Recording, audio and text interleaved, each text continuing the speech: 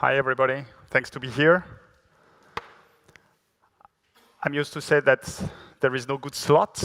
There are just like bad and worse slots. So the slot after the lunch is a bit challenging. So I hope that you will bear with me. It's actually my 5th JNation. Who here has been here 5 times already? Hey, raise your hands. Who has never seen any of my talks? You're in the right room. That's fine. So you just saw this guy and said, oh, he might give a good talk, so I hope that it's OK. So I'm Nicolas Fränkel. For a long time, I've been a developer. So sorry about if it's too dark, that we cannot do better. There are still places, there are seats in the front. I will show some code. So if you are above 30 and wear glasses, I would... I'm above 30 and I wear glasses and still I always sit in the front. So yeah, I've been a consultant for a long time, for actually 17 years, meaning I went to different customers, tried to solve their issues, and I became dissatisfied because actually a lot of the issues were organizational issues, and I was asked to solve them with technical solutions, which didn't work that well. And since a couple of years, I'm a developer advocate. I forgot my clicker at the last conference, so I will always go back here. Normally, I should walk only, but you will see that I will find my seat very easy here. Who here has already written at least once an HTTP or REST or RESTful API? Raise your hands. OK. That's a lot. It was a mess, right? Yeah, the first time is always a mess. The first time, actually, you try to model the right entities, to think about all the REST semantics, and try to get them right, and you try to understand the difference between put and post, and to use the right patch, and what should HTTP status code should we return when we create an entity, like 200, 201, whatever. So you are focused on that, and you forget about a lot of things. And one of the things you might forget about is how you can evolve. And interesting. We had connection issues, so this is going to be a bit challenging, which is good that it tries to wake you up if you are starting to sleep.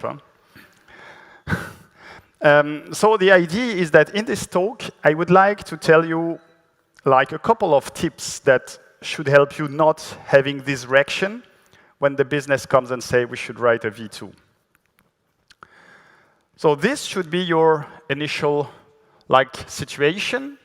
You have what I call here an upstream, but you can call it a backend service. I will define what an upstream is afterwards, and you have some endpoints. Correct? There are still a couple of seats in the front. Believe me, in the back, it's going to be a mess. You will be standing, and the code will be not that great. Anyway, who here is in this situation? Only a couple of you. That's probably you feel that there is a trick, and there is one. So my solution is, hey, you add an API gateway in front, and all your problems will be solved. This is partly joking. And you might say, no, you tricked us because actually we already have something called a reverse proxy, correct? So that's why you didn't raise your hands, because you knew that it was a trick, that you already had something in between. And I'm telling you, reverse proxy, no, you should have an API gateway. Who knows about the difference between an API gateway and a reverse proxy? That's perfect. Then I can, sorry for you, but then I have some slides to explain it, which is good. Otherwise, my talk wouldn't last that long. So first thing, you might see that I have gray hair, which means that probably I'm one of the oldest in the room. And I started using the internet a long time ago, yeah. Well, perhaps most of you were born, but not that old either, 20,000. Amazing, yes. the internet existed in 20,000. And people were using it. Who was using the internet at that time? Wow, amazing. That many old people. I feel less alone. So that's good. And at the time, actually, I created my website. And imagine that at the time, there was no World Wide Web where you could parse, no plural sites, no like whatever. You had to actually like check the source code. So basically, first, you had to know there was a source code, check the source code, and understand that this source code was displayed like this. Yeah, it was like the pioneering times. And at the time, I created my website with like HTML, images. So people like just before, like 5 years before that time, like images for them was crazy. But for me, it was a given. I had this like stupid MIDI file playing when I opened my website. Yeah, you remember that. Who had it? Yeah, it was really bad, yes? Huh?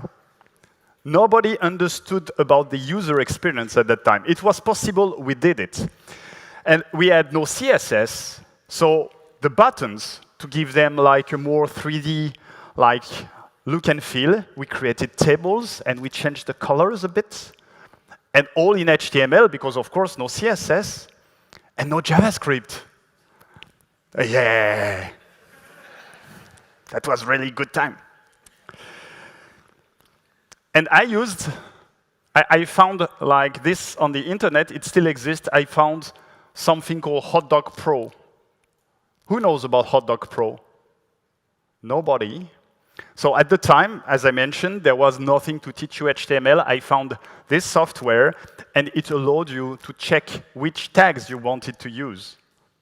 Like the only thing that it did is you had like a dictionary of tags. You could click on, very fun. You could click on them, and basically it wrote the tag. And then you had not to forget to close the tag. That was really like super user experience. But at least you learn about all possible tags. And at the time, I was not interested in that much, but there was a web server. There was a web server serving your static file. And I was happy to put my static files in a folder through FTP, and then they were rendered magically through this web server. So I assumed that at the time, it was the Apache web server. But some people decided that it was actually not enough. So they started to get like smart and decided, let's generate stuff. So instead of creating your HTML, you would generate your HTML. Because one of the really cool things to do was to like print the date and the time, which was completely useless. But I mean, again, you are a programmer. You don't care that much about user experience. You say, hey, if it's possible, I can do it. And so there were CGI scripts. And CGI scripts were written in Perl. Has anybody written any CGI script in Perl here? Quite a couple. I didn't. I didn't. But I thought, hey, that's a great idea. But actually, the problem about generating HTML is first, you must know about HTML. Then you must know about the language that generates the HTML. And then for maintenance, it's not that great because you've got a for and while loops. Like if you have written any HTML in a servlet, you know it's not super great. It's going to be fun the whole talk. Because I notice it. So if I see you dark, it means that it's flickering. And so for this reason, somebody very like smart decided, hey, I want to write just HTML and just add the snippets. Just like you would go from servlets to GSPs, you would go from like CGI scripts to PHP. So somebody created a new module to do that. And just for fun, who knows what PHP means? Yes, I see somebody. Sorry, could you please speak a bit louder? No, you cannot. Personal homepage, thanks. Who here is a PHP developer? You are developing personal homepages. That's sorry, what's the name says? Actually, because they thought it doesn't look that professional, they renamed it to Hypertext Preprocessor, which looks much, much better. But initially, the guys who invented the module said it's personal homepage, and it was great because everybody was doing their own personal homepage. But of course, after some point, after all the geeks and the nerds and the developers had created their personal homepage, then somebody decided, and this like web stuff is catching up. Perhaps we should like host some of our communication on the web. And so it became a thing to have your own site. And the thing is, when your company starts to having their own sites, like big company, they don't want the site to be down because they look like idiots, and nobody wants to look like an idiot in front of the whole world.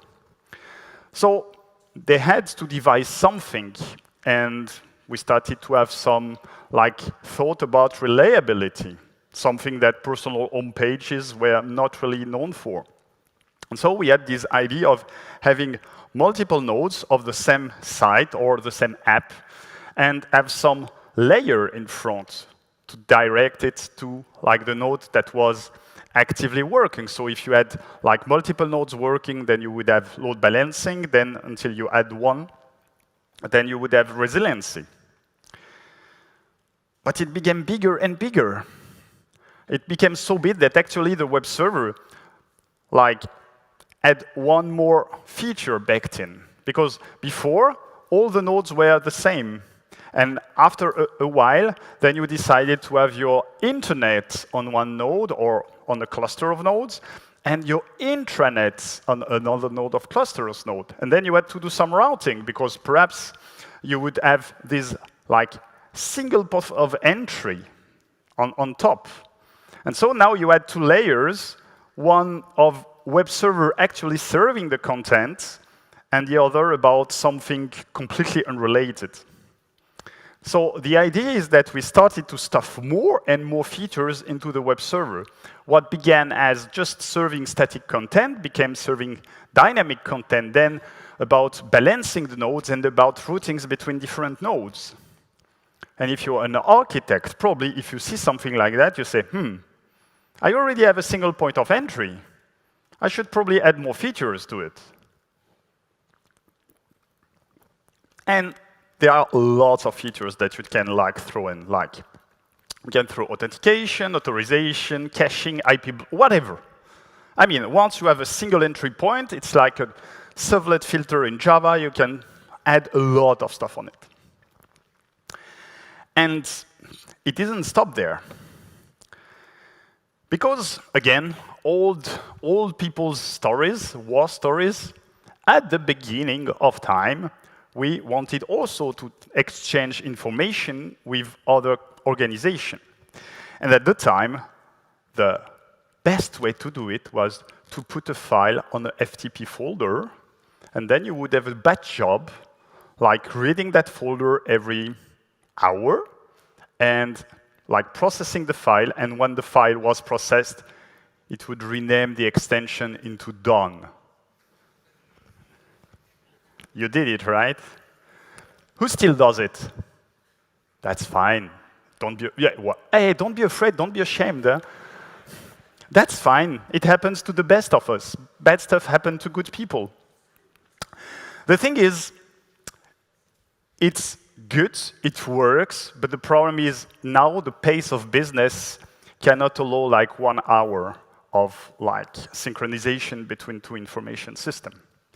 There are ways to cope with that inside a single tech stack. So you have in Java, you have in .NET, you have in multiple tech stacks have their own technologies to have like synchronous communication. But the thing is, most of the organization didn't accept one single stack, so they are like heterogeneous information system. And for that, you must rely on the like most common basic brick, which is HTTP. And with HTTP, with communication, transfer of data through HTTP, came APIs. And now comes the idea of API gateway. And the idea is an API gateway is a specialized reverse proxy. So basically, we are adding even more stuff to our web server. Reverse proxy can do a lot of stuff, but they were designed at a time where APIs were not a thing. So basically, when you change the configuration of a normal single standard reverse proxy, you probably need to switch it on and off again, which works, but having like downtime is not super great. Two use cases that are very simple and that are very rarely addressed by simple reverse proxy. You want to have billing because you are a nice provider of API, but your company spend time like putting money into an API. You want to get some benefit out of it. How would you bill the usage of your API? Well, if you have a reverse proxy, let's say Nginx, you can write your C or C++ code. You can compile the module with Nginx, and it's good. But then probably your business will decide at some point, and probably regularly, to change the billing, or to add more profile, or to anything. And it will be very hard to do that without like downing the service, because your reverse proxy, again, is at the front. It should always be up. Another thing is you could have rate limiting. Rate limiting is very easy for like most reverse proxy. In general, there is a module for that.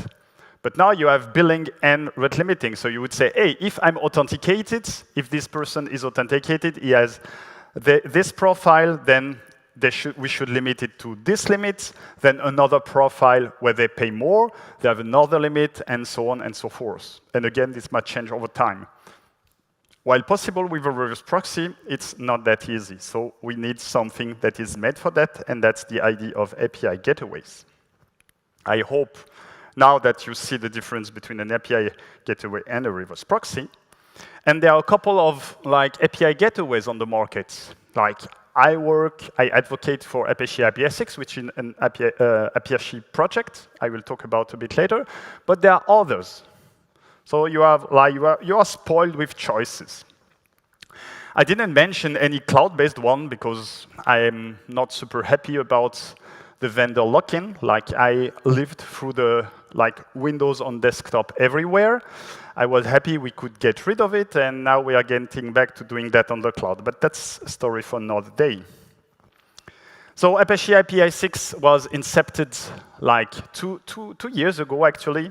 It was given to the Apache Foundation, and it became a top-level project 2 years ago. So it's not a very old project, but it's very, very active. The architecture is quite simple. We have Nginx at the bottom, which is very solid, good web server. Then we have an open REST layer, which actually lets you run Lua scripting. And then you have a couple, well, more than a couple of plugins that are out of the box and develop in Lua. And now comes my solution. To evolve your API, you just add an API gateway. So I will go through a demo because otherwise it's slideware, and though I know I do a lot of stupid jokes that are very funny, you need to be convinced that what I'm telling is also a good idea.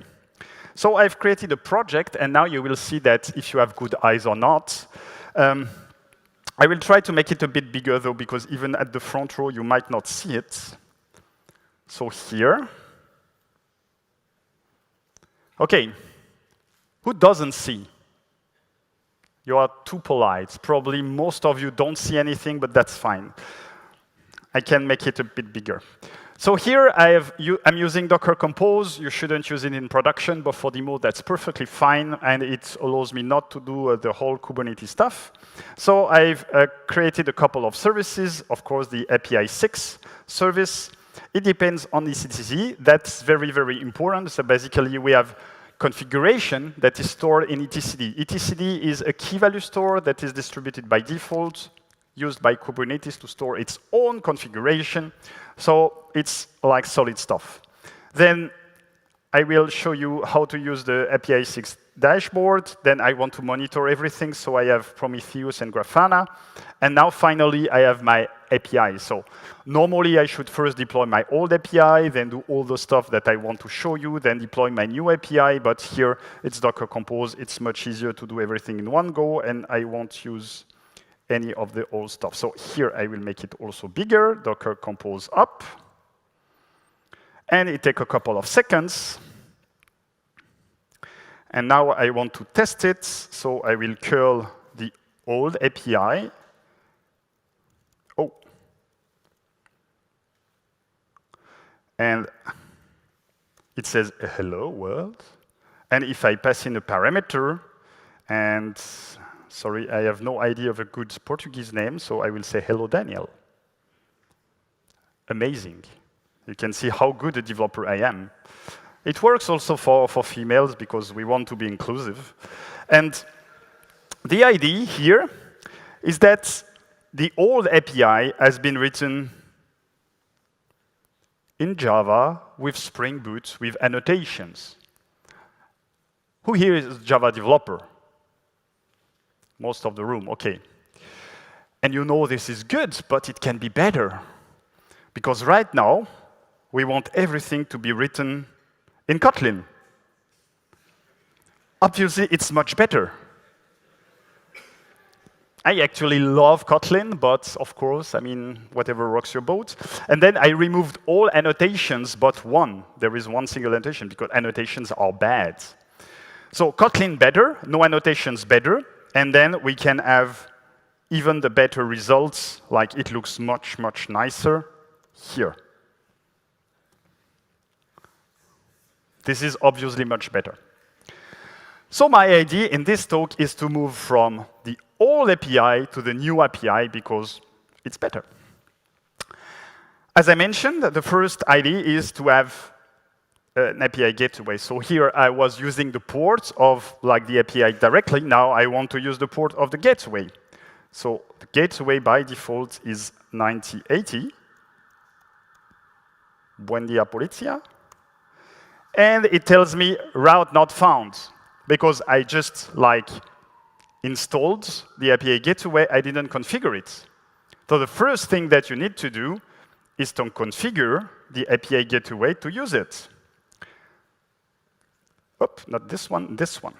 So this is how we do it. I want that you can do it at home, so everything is on GitHub. You just need Docker. And for this reason, I will be curling using Docker.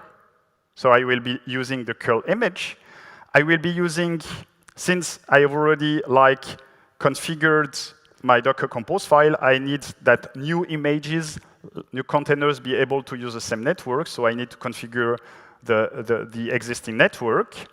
And then I'm using the route. So everything in Apache APISIX is administrable, so you can create new routes through a REST call. And because it's a quite sensitive and secure operation, you need to pass an API key. Here I'm using the default one, which obviously is not secured at all, but this is a demo. You need to change it for your own. So I'm using the put verb because I want to create a new resource. We can pass it a name. This is not mandatory, but it's better. We need to pass the methods that we will intercept, the URIs. And here, that's the reason why I used upstream. You probably have multiple nodes representing a single service because you want to have like redundancy, resiliency. Here, I'm using a single one, which is super stupid, but it's again for a demo. And I have like here one single node, so having here the algorithm, it's mandatory, but normally you would have multiple nodes and you have multiple algorithms available. Here I'm using the simplest one, round robin, but again, there is one single node, not necessary. And I will be adding the Prometheus plugin to check everything is working. And now if I re-curl it, it works. So now that's the first step. I actually have just like installed the API gateway and configure to say, hey, if you receive something that starts with hello, like forward it to the old API. Perfect. Next step.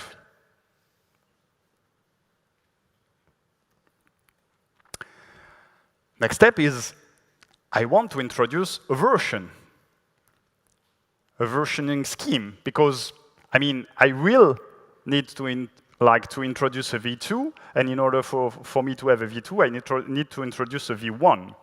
There are multiple ways to version HTTP APIs. Obviously, the simplest one that I will be using this talk is just a path, which is very, very easy. But you can also use query parameters or headers. Everything is supported in Apache APISIX. But here it's the simplest. So I want to add an additional route. Let's do this. So far, I've created the routes directly in one go, plus the upstream, plus the plugin configuration. Actually, I would like to have those abstractions that I can reuse throughout my different routes. So here I will use another API, which is the upstream API, and I will create the upstreams API first. So I will create the upstream old API. Let's do that. And then what I can do is I will create the plugin configuration. That's also very easy. And finally, I create the route. And when I create the route, you can see that I can reference the upstream and the plugin config that I created previously. Also, what I need to do here is an API gateway is just very, very dumb. If you tell it, hey, forward this request to the upstream, it will forward it. The problem now is the path is v1/hello, and if you forward v1/hello to the upstream doesn't know about v1. It only knows about hello. So we need to somehow rewrite the request, and through that we have a regex, and it says, hey, if it starts with v1 something, then just forward something. So let's try it. Here. And I will curl v1/hello. And it works. So now we have two routes. Let's make sure of that. Whoops. And local hosts 19 up. And I show you the dashboard.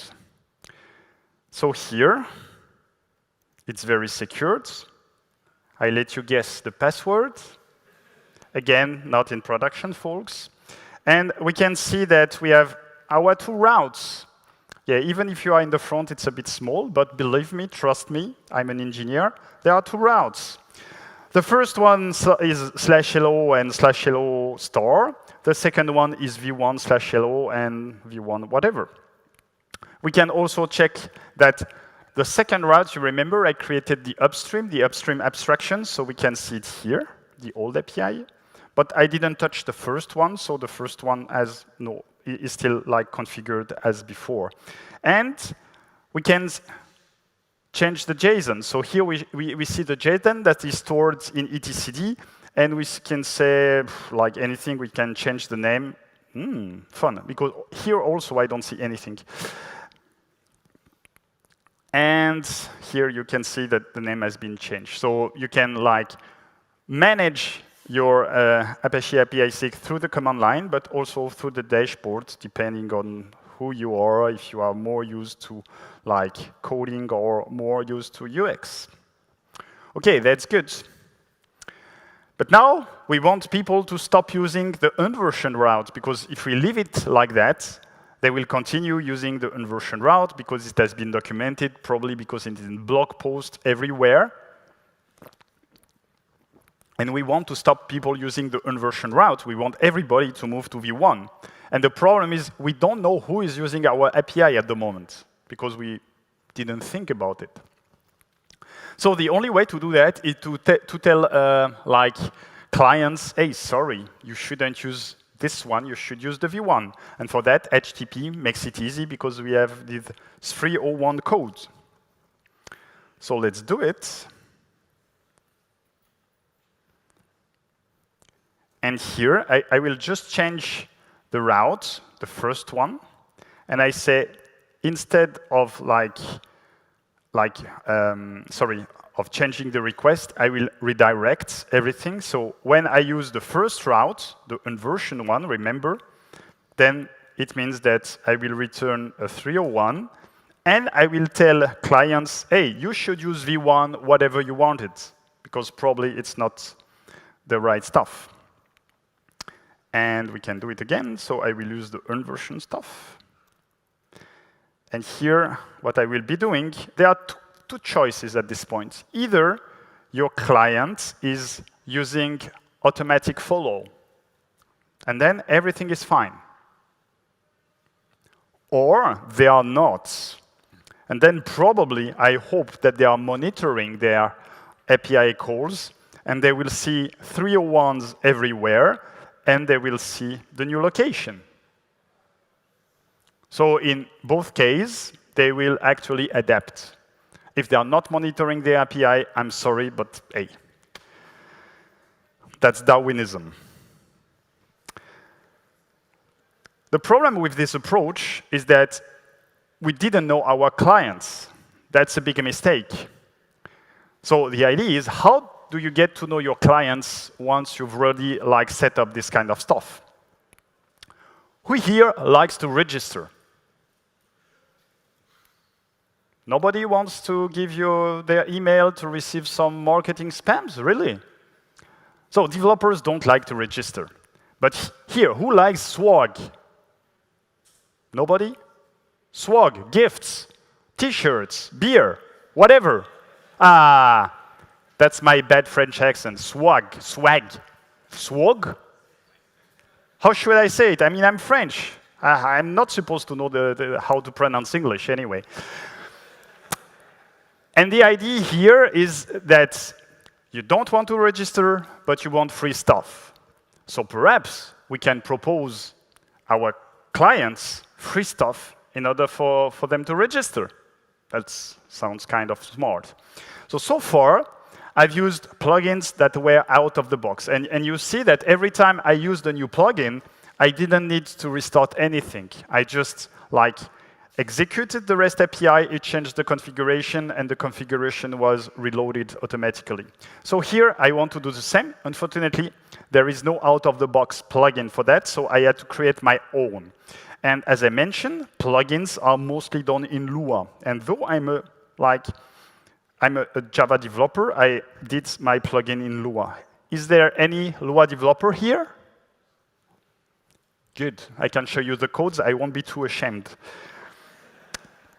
Because what I did is actually I copy-pasted an existing plugin that limited the number of connection. And what I want is, if you are authenticated, if you are registered, you enjoy unlimited calls. And if not, then do the usual stuff like limit based on the configuration. So here, I've created a schema. And basically, it's about the configuration that is allowed for this plugin. Then you can say that some of the stuff is actually required. Then here you have metadata about the plugin, the version, the priority. Priority is very important because in order for, it's a plugin-based architecture. APISIX is a plugin-based architecture. So when it receives a request, it checks every plugin that should apply, and it orders them by priority, and it executes them by priority. So this is very, very important. And then you've got, of course, the name. And then again, everything is copy-pasted, out of the box. What I added was this kind of stuff. And it says, OK, find if there is a keyauth plugin, a configuration about keyauth plugin. I will talk about the plugin just afterwards. And if there is one, check in the cache. And if, once you've loaded everything, all consumer in the cache, check if there is a consumer with this key. If there is a consumer with this key, it means that the person is authenticated and return, everything is fine, unlimited calls. If not, continue the logic and do the limit, and the rest I just copy-paste this as mentioned, so I don't care what it does, it works. So first thing is here. So I've added, here I'm changing just the plugin configuration. So I'm adding this unauth plugin. My plugin is called unauth plugin. And it says if I call it more than once in a 60 seconds window, then I will say, I will return a 4 to 9, which is not very interesting, but basically it's hitting the limit. But more important is the message which say, hey, please register blah, blah, blah to get your API token and enjoy unlimited calls. Here is just a message. I didn't implement the backend. That's not important, but you get the gist. So let's run it. And I should go here, and I say v1, and I here like this. And sorry, I need to register nowadays. So now I'm blocked. So I need to register. Imagine I really don't want to register, but I got unlimited calls, so I say, oh, I will register. And here I'm using the most basic authentication plugin there is just a key. So once you pass this key as a header, you are authenticated as John Doe. So I run it. And now I can do the same, but I can pass the authentication header. So the name of the header, by default, is API key. You can override it, but it's good enough. And the value is my key. And now I'm authenticated. I'm John Doe. And because I'm authenticated, I have unlimited calls. Again, everything is like dynamic. We don't need to stop the service and start it again. Not bad, but there is still stuff to do. Now we have V2 ready, finally, and we need to test. So who does unit testing here? Yeah. Who does integration testing here? Yeah. I won't ask who does one or the other because I don't want to go into a war. Who tests in production? You are all lying. Everybody does test in production at some point or the other. To pretend otherwise, you are fooling yourself. Everybody is testing in production, but we want to limit the risk. In order to limit the risk, in general, we do canary release. We expose only a fraction of users to the new API so that if something bad happens, not the whole production is down. This is actually a very, very good idea. But before doing that, what we can do is we can copy the production loads and send it to the V2 and check the HTTP response code. And with the same production load, we can check the V1, we can check the V2, and normally they should have the same HTTP response code, right? And I believe that it should be done all the time before doing canary release. And there is a plugin for that. So it's called mirror traffic. So sorry, it's called Proxy mirror. So I'm doing it. And now what I can do is I can call my service a couple of times. And I remember Daniel, Roberto. You're not seeing anything. Thanks. Thanks for the feedback. That's good. I love it. I'm not kidding, actually. That's very nice, because if you see nothing and you are too polite to say, that's not great. So, OK, Roberto, Roberta, Daniel, and just hello world. So we've sent a couple of requests, and everything works as expected, or not. So let's see. Now, we use the dashboard, but what we can do, I'm monitoring everything with Prometheus, so we can check the Grafana dashboard. And if I remember well, it's 3000, and it's already here. And this is the default Apache APISIX dashboard. And I've added 2 new widgets. So basically, I've added the old API widget that checks the call since the beginning. And here for the V2, I've added this thing. And we can see, well, I can see because I'm close, but you are not, that actually we have an issue. And the issue is the curves are completely different. Actually, on the V2, we only have 404. And the reason for that is the priority. And the priority means that here, whatever order we put the JSON configuration in is not important. What is important is the priority in the metadata. And the problem is, first, we have the proxy mirror mirroring the stuff. And then we have the proxy rewrite doing its stuff, meaning that first, the load is sent to V2, and it receives V1/something, meaning we have only 404. This is a bug that I have created. It's being handled as we speak, but at the moment, it doesn't work. So I'm not hiding anything from you. So imagine it works. We've seen that everything works as expected. Now, we do finally canary release. And there are multiple ways to do canary releases. You can do like, hey, if you pass a header, then I bring you to V2. You can say, hey, perhaps 5% of the load will bring to V2. You can say, hey, people located in Spain or Portugal or wherever, we bring to V2. I mean, there are multiple ways to do that. For the purpose of this presentation, and in order for you to see something, I've a new configuration that actually creates an upstream. So here I create the new upstream. And what it does is one request out of 2 will be sent to the new upstream. So basically it's 50-50. 50 will be sent to V1, 50 will be sent to V2. And now we can try to test it. And fun part, so I will clear. And here.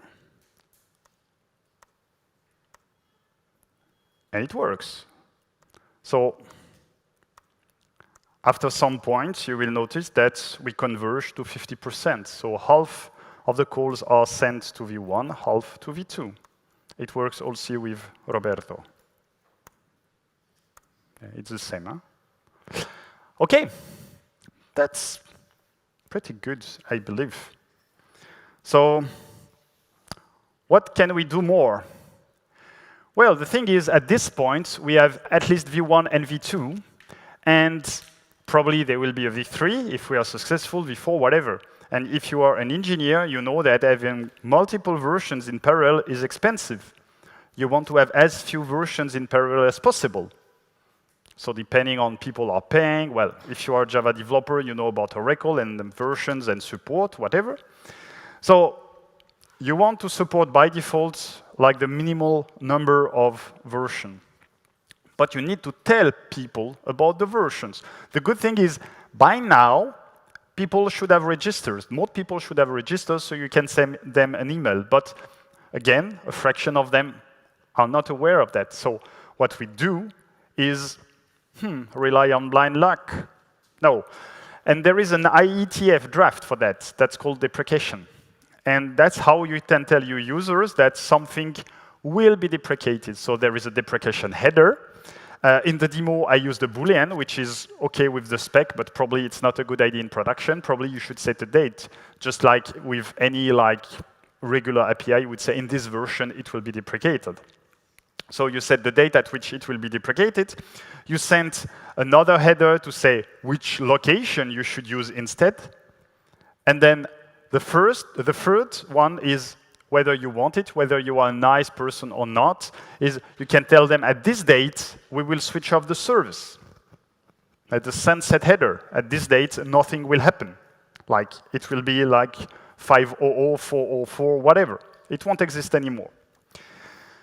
So let's do it. This is actually one of the simplest things to do.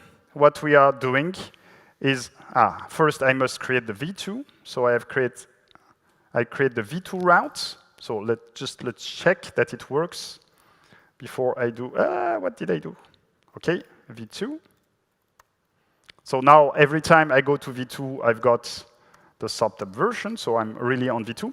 And now I want to deprecate the V1. And I'm using the response rewrite. So I will just add headers. The first header, as I mentioned, is super stupid. It's just like a static value, a Boolean. But the second one, I'm using some parameters, so I don't need to rewrite everything. So it gives me the correct location for the new stuff. So here, I will say V1. And I will be, not interesting, V1. And I will use the verbose stuff. And here we can see that, where is it? Did I run it? No, I didn't run it. If I didn't run it, it doesn't count. Yes, now I've run it, so you can see that I have the deprecation set to true. And then it has reused the variables that I've configured so that this is the new stuff to use. And if I use it with Roberto, I forgot about it. So I didn't configure it. I need to fix the demo. And at this point, last step, enjoy life. My idea is that at this point, if you have implemented all the steps that I've shown you and the business comes from V3, it should be like a walk in the park. Probably you will find other issues, probably, but the biggest ones you will have handled already. So thanks a lot for your attention. You can read my blog. You can, of course, follow me on Twitter, which is very nice. If you want to do that at home, I encourage you to go on GitHub, of course, to start the repository, because it's always nice, and to clone it, and to open issues, and to play with it, and check that everything that I've shown you is just not static, but it works really. And if I interested you in Apache APISIX, you're welcome to get documentation and perhaps also start the repository. And there are like 1 minute for question, and I have stickers. Thanks a lot.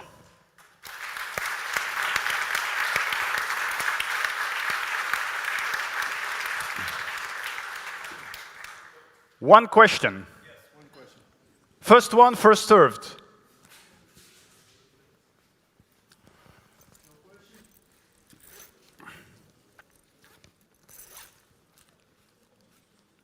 No one has any question? Just one? No question. No question? So thank you. Thanks a lot. Okay. Oh, one question there. Okay, we got it. Run. Okay, everyone. On the list. So my question was, when there was different routing for the V1 and V2. Sorry, who is talking? Because I mean, I have mentioned several times that I'm old, so I need to see. Okay. So when there was routing for V1 and then another for V2, was it a 40 or 301, or was it just behind the scenes? If you understand my question. I'm afraid not. So the client was requesting for /hello, and were you throwing a 300 to V1 hello, or was it just internal? No, afterwards I only used V1 and V2, because basically the unversioned one always returned 301. Because I don't want people to use it anymore. So if they are actually like automatically following, at some point, because I've monitored everything, I will check that people are not using it anymore. If they still are using it, I will also deprecate it. To tell people, hey, stop using it. It's really, really not a good idea, because I will sunset it at some point. So the clients use a specific one, but you have the default one redirecting to the, okay. Yeah. Got it. And that's because at the beginning, again, you don't think about versioning, so you have the root, but after some point, you understand that it doesn't work like this. So you want to have versions so people know which version they are using. Like implicit is always bad. Okay, that's it. Thanks. Thanks a lot. Thank you. Thank you for the question. Okay, we're done, so we'll restart at 3:10 for the next session.